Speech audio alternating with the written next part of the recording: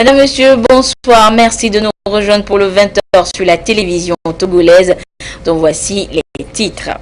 Le Premier ministre Comissé Lom Classou était face aux acteurs de l'éducation ce jeudi. La situation du secteur éducatif et la recherche de solutions idoines à cette crise est l'objectif de cette rencontre. Et puis les professionnels de l'audit interne sont à Lomé depuis hier pour leur forum annuel.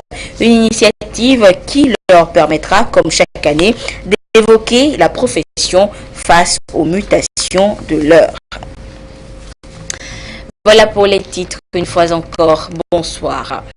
Le chef de l'État, Faure Eswazimana Nyazingue, a reçu conjointement, en sa qualité de président en exercice de la CEDEAO, une délégation de la commission de la dite institution conduite par le président sortant Marcel de Souza et une autre délégation de la Guinée-Bissau conduite de son côté par son ancien premier ministre, M. Carlos Correa. La délégation de la Guinée-Bissau est venue faire le point de la situation politique dans son pays au premier responsable de la CEDEAO.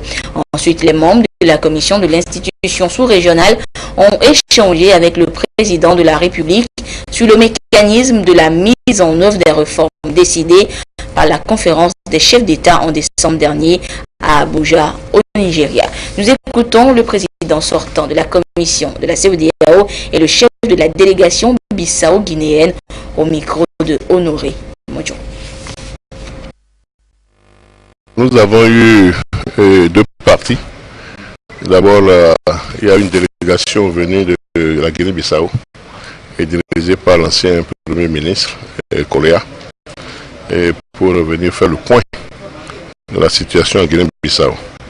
Il s'agit essentiellement de nous informer de la décision de leur comité central du PAIGC, de dire que, comme le prévoit l'accord de Conakry, que les 15 députés dissidents seront accueillis sans aucune condition et au grade où ils sont.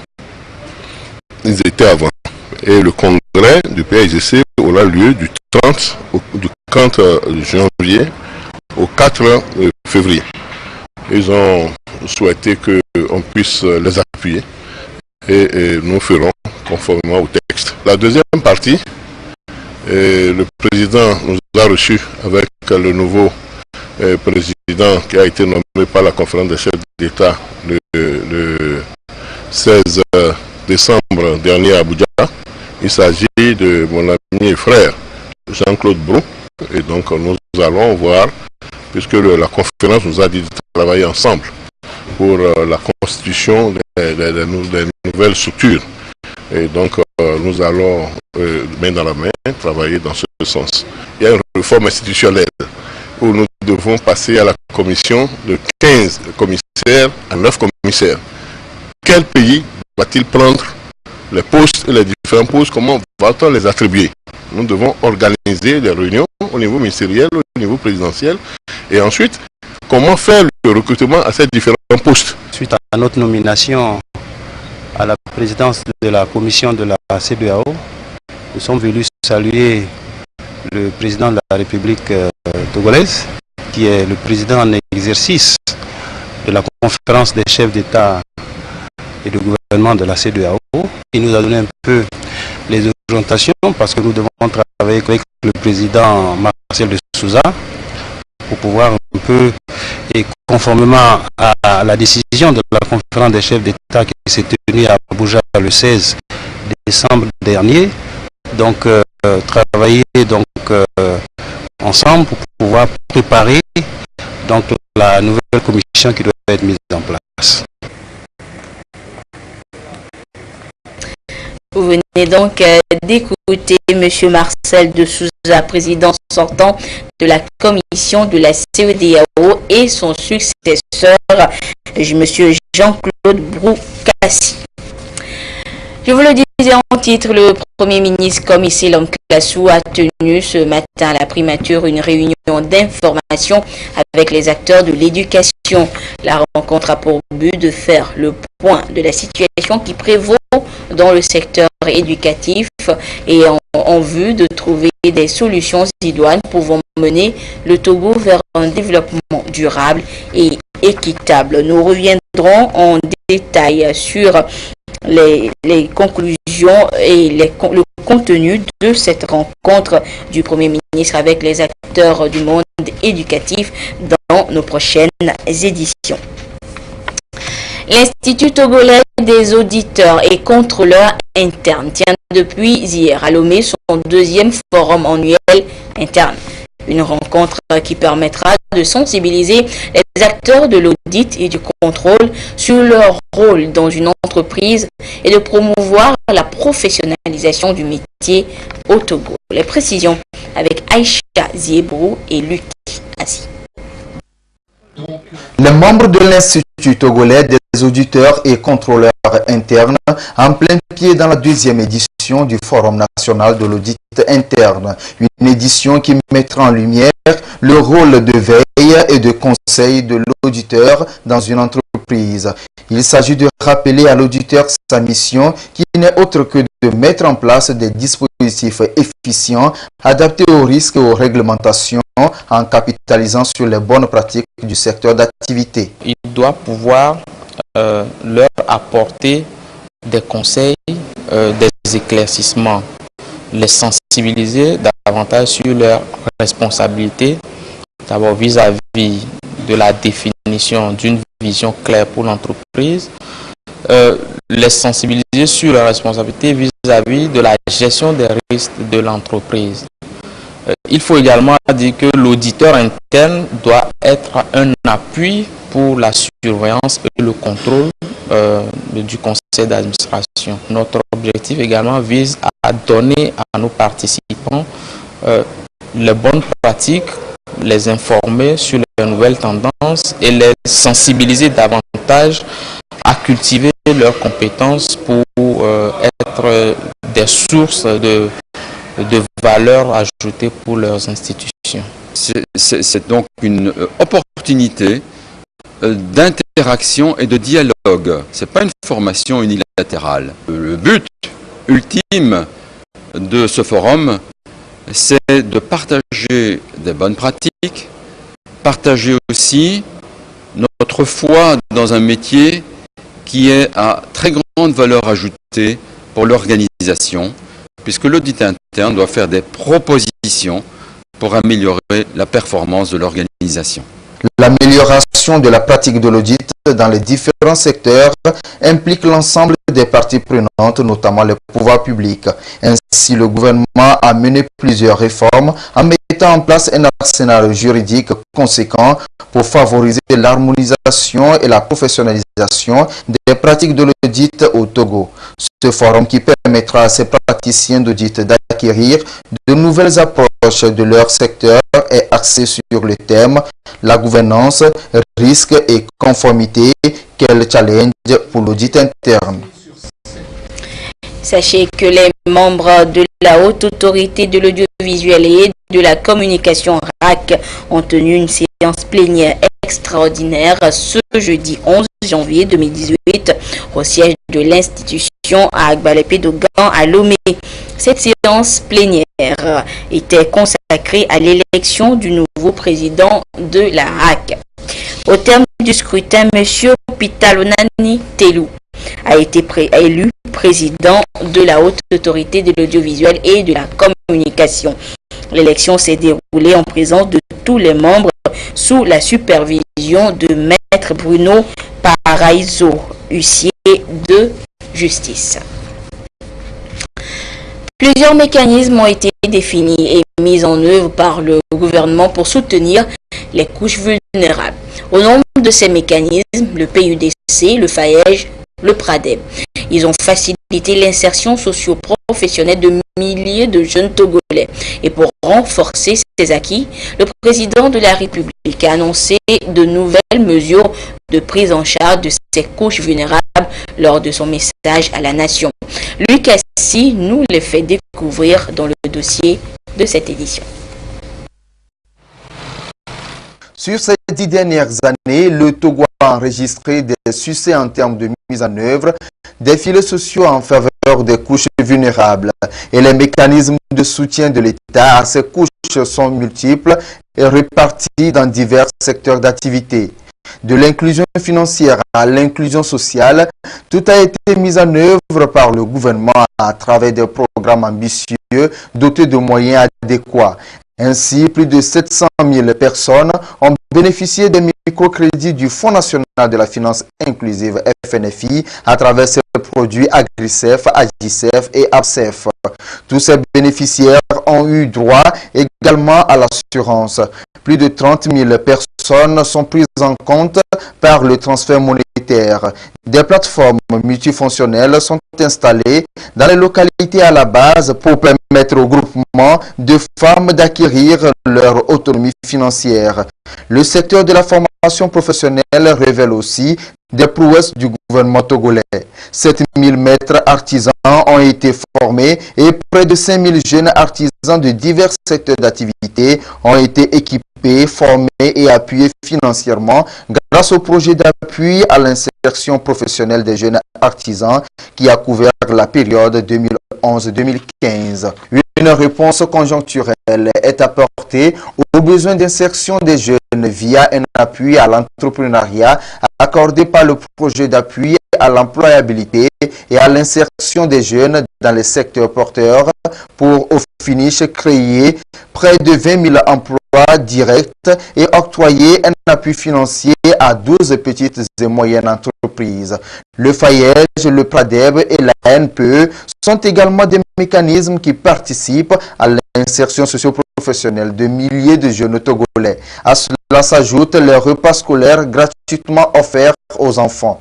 Le volontariat a permis au gouvernement d'offrir une expérience aux jeunes diplômés sur la scène professionnelle nationale comme internationale. Le projet de développement communautaire PDC+, et le programme d'urgence de développement communautaire PUDC ont aussi permis de doter les populations des infrastructures socio-communautaires, notamment des bâtiments scolaires, des unités de soins périphériques, des marchés, la réhabilitation des pistes et l'électrification des zones rurales. Au regard de la réussite de tous ces projets, le chef de l'État, Faure Sozimna Gnassingbé, a annoncé pour cette année 2018 de grands chantiers, notamment l'élargissement de la gestion contractualisée dans les hôpitaux de Kara et de Lomé après la réussite de ce mode de gestion dans les structures sanitaires pilotes d'Atakwame et de Blita. Et le transfert monétaire sera étendu de 30 000 à 120 000 personnes. Dans l'attribution des marchés publics, un quota allant jusqu'à 20% devrait être réservé aux jeunes entrepreneurs. La couverture assurance sera aussi une réalité pour 2 millions d'élèves et s'étendra progressivement. Tout ceci dans le but d'endiguer la vulnérabilité des populations, d'éradiquer la pauvreté et d'offrir de meilleures conditions de vie et de travail à tous. Direction Kara, où les responsables d'ONG de la région ont eu des échanges avec une délégation du ministère de la Planification du Développement. Les discussions ont tourné autour de la plateforme de gestion de l'aide publique au développement et la collecte de données de cette aide. Les précisions avec la correspondance de Nestor Monzo. Le gouvernement togolais a élaboré un outil appelé plateforme de la gestion de l'aide publique. À travers cet outil, se fait la collecte des données relatives aux ressources mobilisées par les ONG et d'autres partenaires pour la mise en œuvre des programmes et projets de développement sur le territoire national. Le rapport de l'année 2016 étant prêt, le ministère de la Planification du Développement a voulu le partager avec les responsables des ONG. L'un des intérêts de cet exercice est de faire comprendre aux ONG le rôle qu'elles jouent dans la production de ce document. Quand vous parcourez le rapport, vous verrez que dans toutes les zones de notre pays, il existe au moins une ONG qui réalise au moins quelque chose. Il y a des pistes, ce n'est pas le gouvernement qui les a tracées, ce sont les ONG. Il y a certains forages que les ONG font. Il y a même des cases de santé que les ONG construisent. Ces partenaires contribuent tant soit peu à donc accompagner le gouvernement dans l'exécution de ces différents programmes de développement. Nous voulons donc, à travers cet atelier, qu'il y ait un rapprochement beaucoup plus serré entre les acteurs publics dans le ministère de la Planification que nous représentons et les différentes ONG. L'exercice a été déjà fait dans les régions maritimes, plateau et centrales. La région des Savanes va clôturer la tournée après Kara. C'est pour que toutes les ONG, où qu'elles se trouvent sur toute l'étendue du territoire, se sentent impliquées et fassent valoir toutes les actions menées à travers la mise à disposition des données, ceci dans le souci d'améliorer le suivi et la transparence de la gestion de l'aide publique au développement. Le Fonds d'appui aux initiatives économiques des jeunes Fayège poursuit son petit bonhomme de chemin en matière d'éducation et de formation des jeunes pour un entrepreneuriat réussi. Ce jeudi, des dizaines de jeunes étaient à la Blue Zone de Kakaveli pour apprendre encore les secrets pour la réussite de leur année entrepreneuriale. Des précisions avec Théophile Ekpe et Christine Djekialode. L'entrepreneuriat, une des réponses au problème de chômage. Des milliers de jeunes l'ont bien compris et saisissent l'opportunité de ce cadre éducatif, la plateforme mensuelle Jeudi Jose du Fayège pour mieux planifier et conduire leur idée d'entreprise. Ce 27e numéro Jeudi Jose et premier de l'année 2018 a été consacré aux secrets et astuces pour plus de succès en entrepreneuriat. J'ai retenu beaucoup de choses, parce qu'il faut avoir confiance en soi premièrement, avoir la conviction et être dévoué à faire vraiment ce qui vient de soi-même. Le premier secret pour nous en tant qu'entrepreneurs est de faire un bilan de l'année qui s'est écoulée. Le deuxième secret consiste à identifier les motivations pour lesquelles je dois continuer mon parcours de jeune entrepreneur. Le troisième secret pour nous est cette fois-ci de choisir les objectifs de la nouvelle année. Le quatrième secret consisterait à proposer des actions, des moyens pour pouvoir réaliser ce que je désire. Et le dernier secret serait donc de résumer tous ces 4 points-là dans un document qui constitue mon plan de réussite. L'entrepreneuriat, un choix courageux qui mérite d'être soutenu en vue de meilleurs résultats. C'est pour cette raison que le gouvernement accompagne les jeunes porteurs de projets à travers des financements. La directrice générale du Fayège renouvelle ici l'engagement du gouvernement à les accompagner. Nous avons fait le déplacement pour leur renouveler l'engagement qui est le nôtre à travailler avec eux. Quand le chef de l'État a fait son adresse à la nation, il y aura 20% des marchés publics qui sera destiné aux jeunes entrepreneurs. Il était donc de bon ton pour nous d'être avec eux pour donc leur annoncer les mesures. Les différents intervenants les ont conviés à cultiver l'intégrité pour une véritable émergence d'une classe entrepreneuriale au Togo. Et l'entrepreneuriat était également au cœur des échanges entre les responsables de la DOSI et plusieurs acteurs du secteur informel à Tchévier. Ils vont être outillés sur les différentes stratégies pour créer, gérer et réussir leurs entreprises. Sonia Amenipo. À la pauvreté qui sévissent dans les pays africains, en particulier le Togo, l'entrepreneuriat des jeunes devient un impératif. Mais très souvent, les jeunes qui s'y lancent n'arrivent pas à concrétiser leurs rêves par manque d'informations et de formation nécessaires à la réussite de leurs entreprises. Ici, les mutualistes affiliés à la DOSI, délégation à l'organisation du secteur informel, sont à l'école de ce savoir-faire indispensable pour leurs entreprises. On aura à intervenir en 3 grandes parties. La première grande partie est la recherche d'idées d'entreprise qui comporte 2 modules. La deuxième grande partie, c'est la création d'une micro-entreprise qui comporte 4 modules. La troisième partie, c'est la gestion d'une micro-entreprise ce serait la dernière partie qui comportera 2 grands modules, à savoir la gestion administrative, organisationnelle et du processus de production et la gestion commerciale et comptable. Donc, quand nous aurons à développer l'ensemble de ces modules-là, je pense qu'ils auront des outils nécessaires pour faire quoi? Pour savoir comment il faut créer une entreprise, comment il faut payer les impôts et comment il faut gérer leurs entreprises. Depuis quelques années déjà, la DOSI s'est engagée à professionnaliser le secteur informel au Togo afin d'agrandir l'assiette fiscale.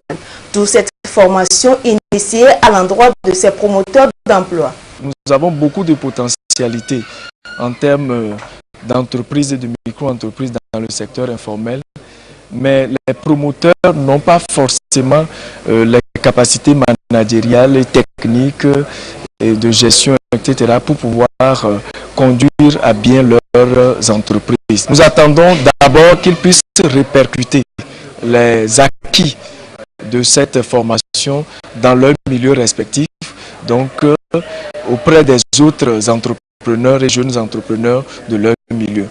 Ensuite, nous voulons pouvoir les évaluer et voir dans quelle mesure cette formation a eu de l'impact sur leurs propres activités et sur les activités de ceux qu'ils ont pu toucher. Cette formation s'inscrit dans la droite ligne du projet d'appui à la mobilisation des ressources et au renforcement des capacités institutionnelles PAMOSI. À terme, le projet compte former 280 personnes sur toute l'étendue du territoire national. Il a été procédé à la remise symbolique des jugements supplétifs et cartes nationales d'identité aux acteurs économiques établis lors des audiences foraines passées. Le mouvement des jeunes UNIR a lancé cet après-midi au relais de la Caisse un nouveau concept dénommé les rencontres unies.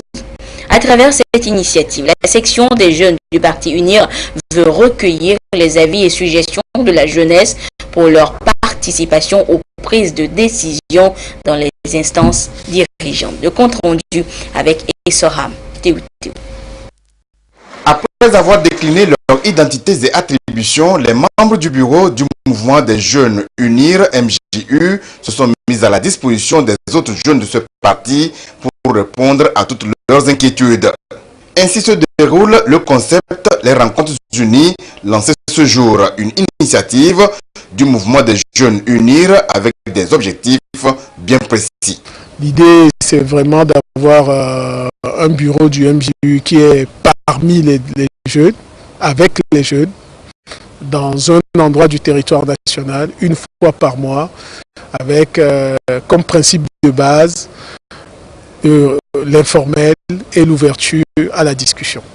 Nous nous réunissons avec les jeunes, non pas pour nous réunir, mais nous nous réunissons pour apporter de la valeur ajoutée au pays dans lequel nous sommes, au Togo. Le MJU mis en place il y a 2 mois exécute ainsi sa feuille de route et crée déjà de l'espoir auprès des jeunes. C'est une joie pour moi.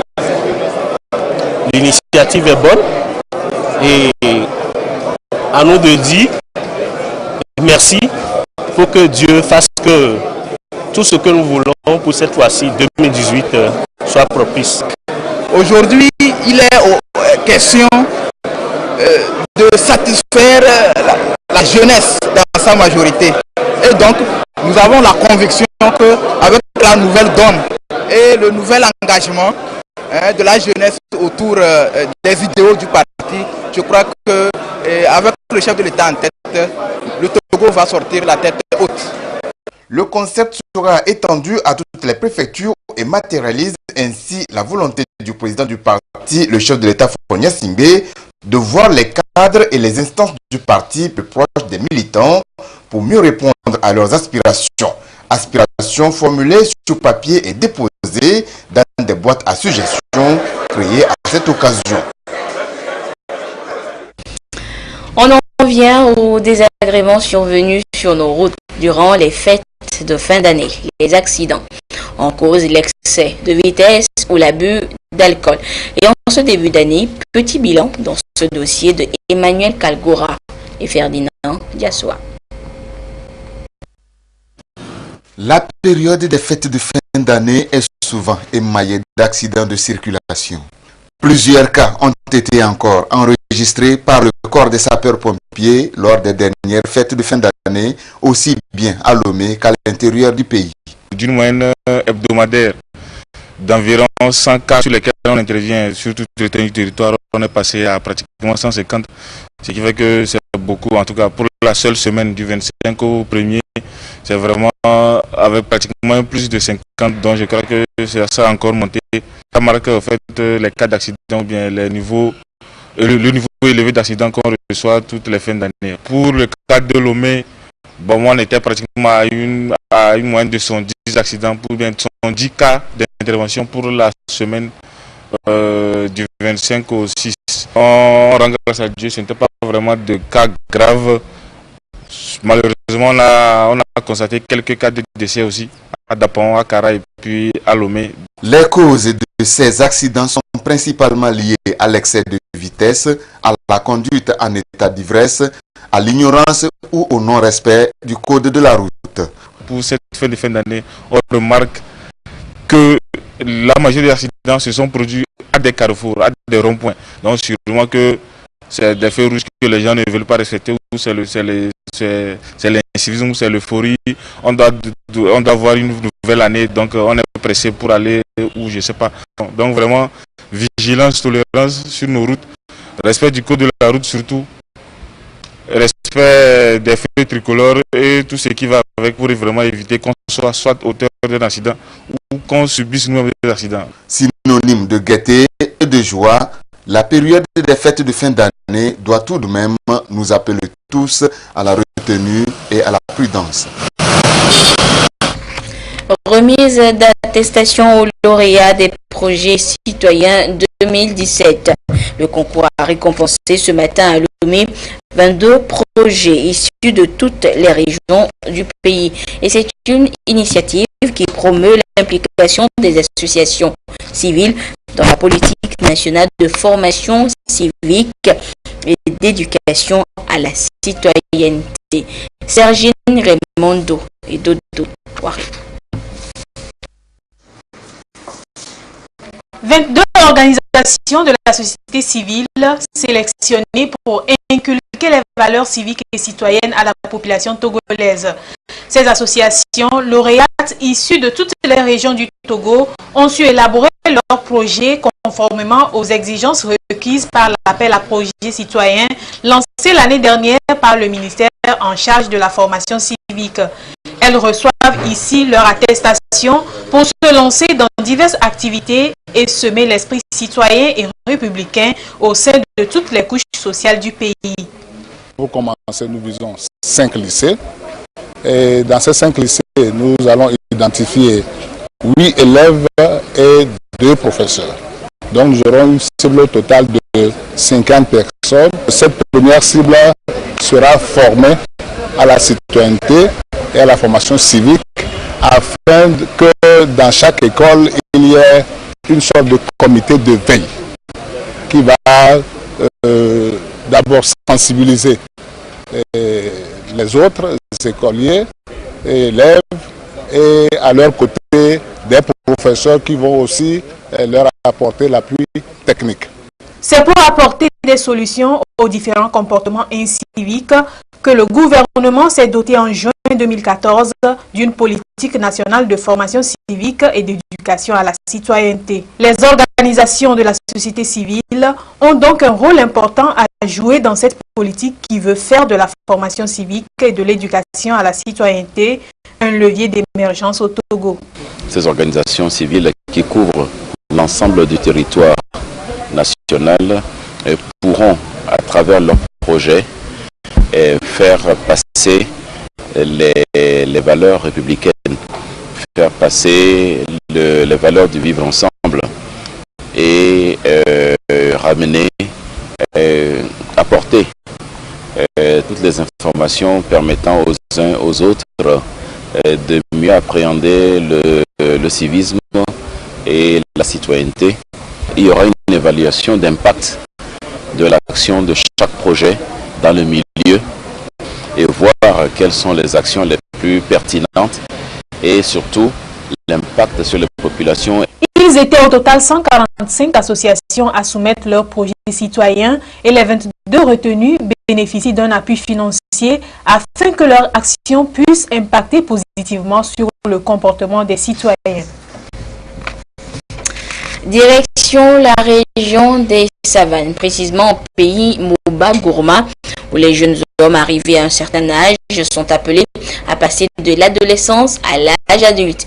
Et c'est donc au cours d'un rituel initiatique, Malcompte, qu'ils démontrent leur pouvoir de mal.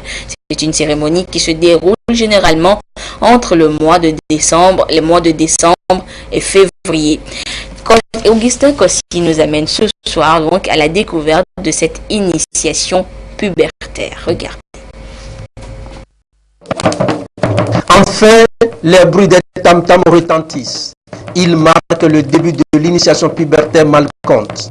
C'est une période tant attendue ou probablement redoutée en pays Moba et Gourma par les futurs initiés qu'on conduit en toute hâte dans le couvent préparé pour la circonstance. Malcompte veut dire le couvent des Malbes. Malbes, c'est un clan gourmandier. Et Conde veut dire couvent. Donc Malcompte, c'est le couvent des Malbes. Au départ, c'était le couvent des Malbes, réservé aux Malbes. Et par après, quand cette initiation a eu une certaine notoriété, ça s'est étendu à presque tous les clans, Gourmanké et Moba, dans la région des Savanes.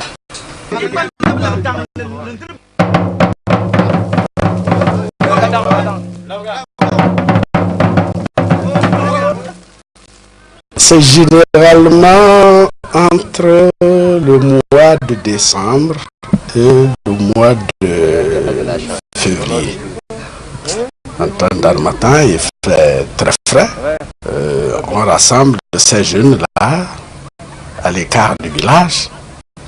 Ils dorment dans la brousse pour qu'ils aient un peu d'endurance et autres. C'est une école de formation. En pays Moba, il y a deux sortes de couvents. Il y a un couvent mixte qui est pour hommes et femmes. Et il y a un couvent uniquement pour les jeunes adolescents. Il n'est pas dit qu'on se limite seulement aux adolescents. Même les personnes âgées qui veulent se rattraper peuvent revenir à ce couvent d'initiation.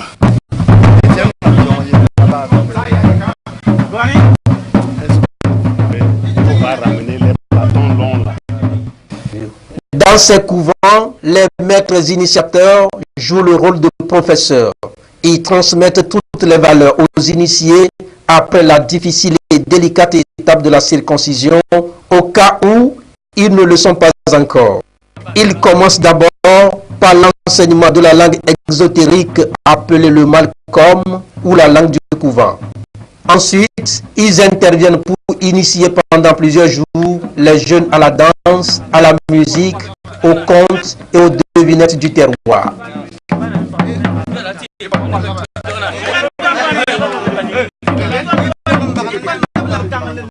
La construction de ce patrimoine relevait donc de l'héritage de la circoncision issue de la tradition Peul, avec lesquels on a greffé les éléments de la culture malbe, de la culture gourmandier.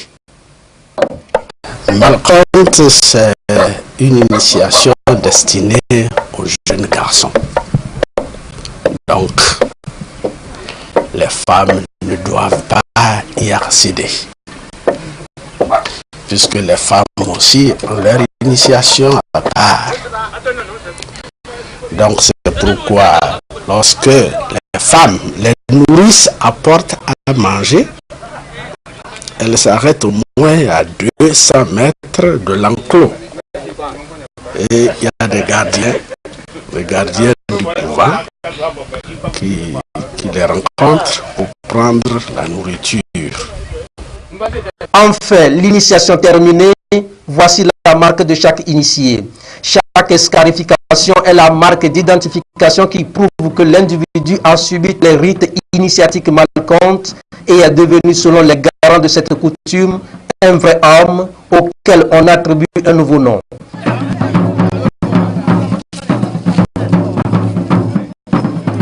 On est curieux de voir un peuple qui apprête à sa manière ces jeunes garçons à la vie adulte par anticipation. Les voilà imprégnés de toute cette richesse culturelle qui fait d'eux des hommes aguerris, prêts à affronter les vicissitudes de la vie adulte.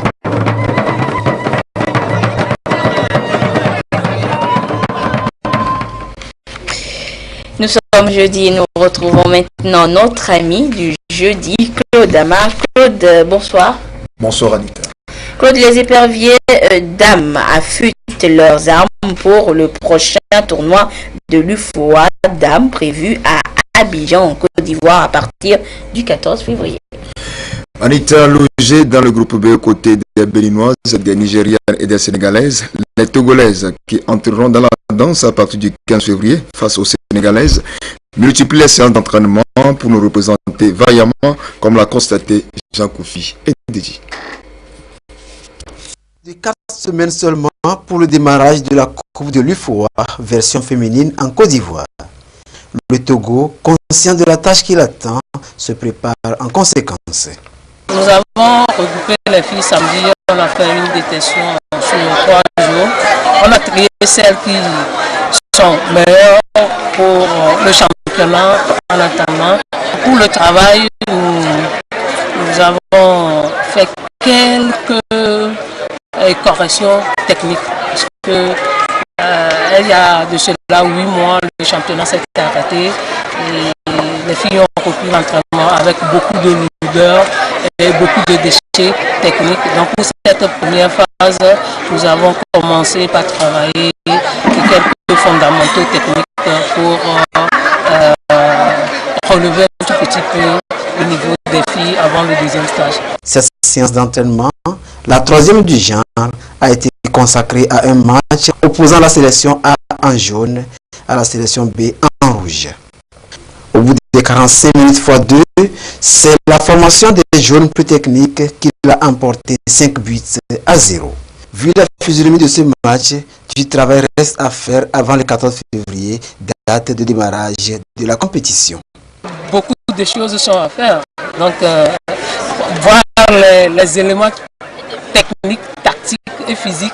Et tous ces éléments sont à corriger pour pouvoir espérer faire la compétition. Le Togo, logé dans la poule B, évoluera aux côtés du Nigeria, du Bénin et du Sénégal. Moi, j'ai pas peur. À mon niveau, j'ai pas peur. C'est pour moi et je crois en toute l'équipe. On fera de notre mieux. Le groupe A est composé de la Côte d'Ivoire, du Niger, du Burkina Faso et du Ghana. Et Claude, cap sur la France où s'est joué hier les quarts de finale de la Coupe de la Ligue avec les fortunes diverses. Paris Saint-Germain s'est débarrassé de Amiens 2-0, tandis que Rennes a mis les bouchées doubles pour venir à bout de Toulouse 4-2. Rennes a arraché sa qualification pour les demi-finales. Le héros est un remplaçant, Adrien Hunou, sorti du banc en fin de match. Le Stade Rennais est plus entreprenant en début de rencontre. 21e minute, Kazri est trouvé, il élimine Yago avant de servir Benjamin André qui ouvre le score avec beaucoup de réussite. Sur le ralenti, on s'aperçoit que c'est Yago qui marque du genou contre son corps. Rennes mène 1-0. 5 minutes avant la mi-temps, Toulouse réagit. Max-Alain Gradel temporise dans la surface de réparation bretonne et trouve s'il a démarqué. Diallo est battu 1 but partout, mais cette égalisation est loin d'anéantir les rouges et noirs.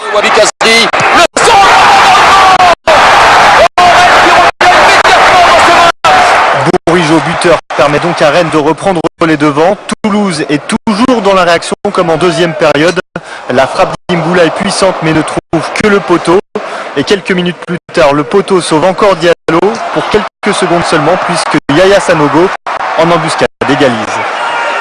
Et le coup franc de la dernière chance est rennais. Bourigeaud s'élance, contré par Amiens, mais Adrien Hunou a bien suivi. Il libère le Stade Rennais avant de s'offrir un doublé en profitant d'une dernière erreur de la défense toulousaine. Rennes s'impose 4-2.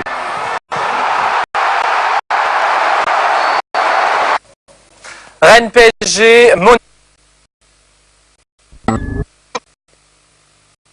C'est tout pour la partie sport d'aujourd'hui. Samedi, Alfred Colani et ses invités retrouveront les passionnés du football anglais à travers Direct Foot au programme Chelsea contre Leicester. Merci Claude et nous te retrouverons donc jeudi prochain.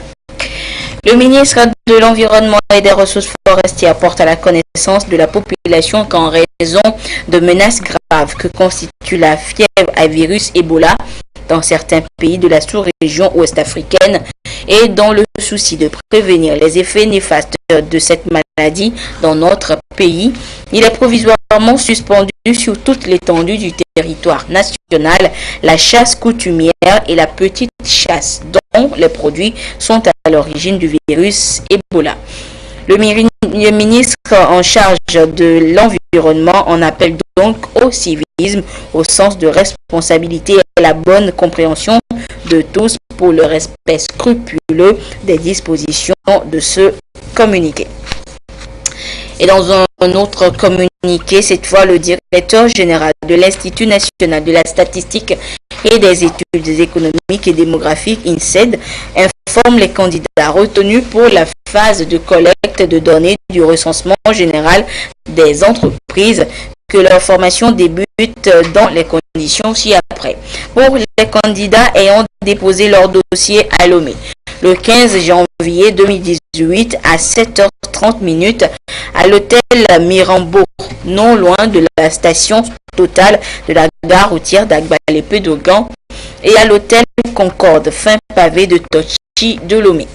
Les candidats retenus à Lomé sont priés de passer à l'INSED le samedi 13 janvier 2018 pour consulter les listes de répartition des agents par hôtel. Pour les candidats ayant déposé leur dossier dans la région maritime et plateau, le 29 janvier à 7h30, leur formation aura lieu aux affaires sociales d'Atakwame. Pour la formation des candidats ayant déposé leur dossier dans les régions centrales Kara et Savane, elle aura lieu le 29 janvier à 7h30 à l'évêché de Kara. Les candidats absents et à l'appel seront immédiatement remplacés. L'accès à la salle de formation est subordonné à la présentation de la carte nationale d'identité ou du passeport en cours de validité. Et voilà, ainsi se referme cette édition. Merci de votre fidélité à la télévision togolaise. Au revoir.